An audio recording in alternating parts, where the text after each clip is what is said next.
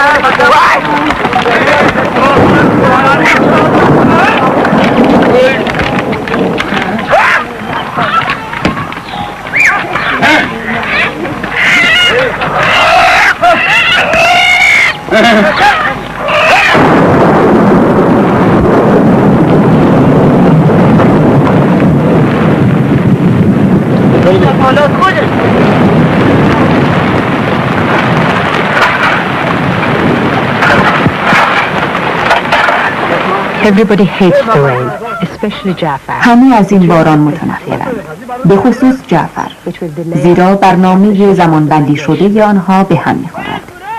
چادرها که از موی بز توسط زنان بافته شده اند آب را جذب کرده، سنگین شده و در نتیجه حمل آنها برای حیوانات مشکل می شود.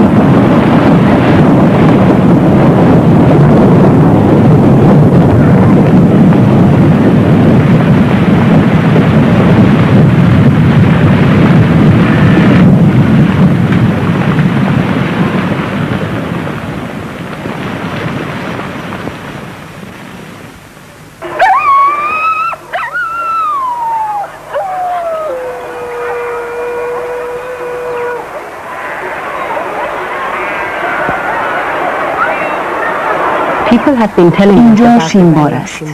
عشایر از 2 هفته قبل چیزهایی درباره اینجا برای ما نقل کردند. شینبار یعنی شیرین بهار. جعفر میگوید شینبار همچون یک بهشت است. او هر سال تقریباً 3 روز در اینجا اسکان می‌گزیند که فرصت مناسبی برای چرای گوسفندان و دانه‌چینی مرغان است، چرا که باید برای مشکل ترین بخش کوچ آماده شوند.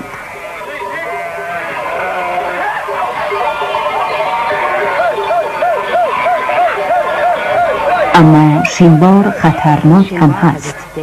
2 سال قبل برادر بهمن، سرچوپان جعفر، به وسیله یک گراز وحشی کشته شد.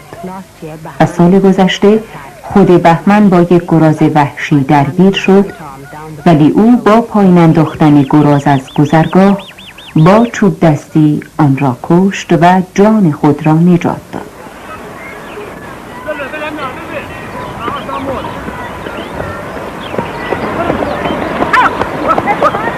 جعفر مقدوح مناسب برای اسکان را پیشاپیش برای مالش معین می کند. هنگامی که جعفر تصمیم به توقف می گیرد، توقف کنید.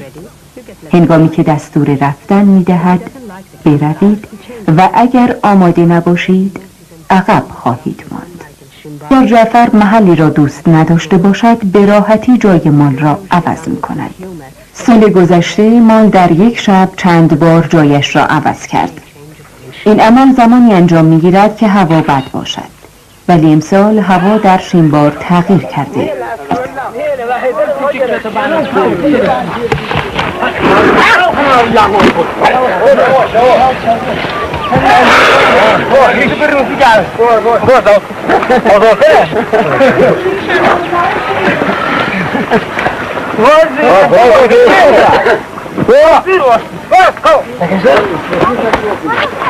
نه زیاده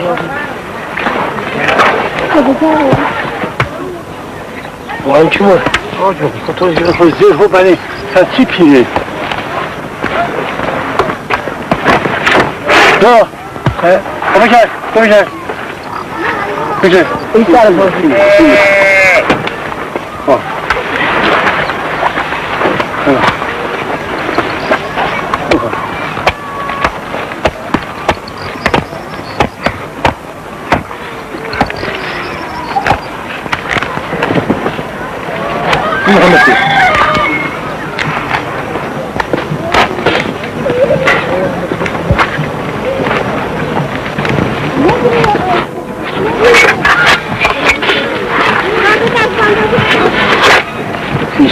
Yok lan lazım diyor. Adam olsun.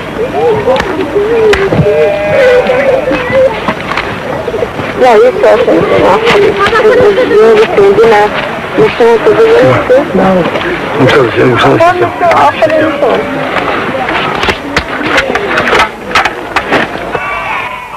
شینوار قلمرو طایفه موری است، منطقه‌ای که برای گوسفندان چندان امن نیست.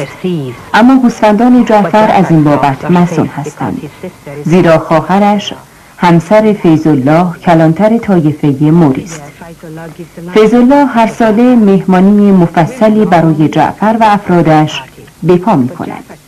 معمولا زنان در این مهمانی شرکت نمی کنند، اما خواهر جعفر که به بیبی معروف است از این قاعده مستثناست.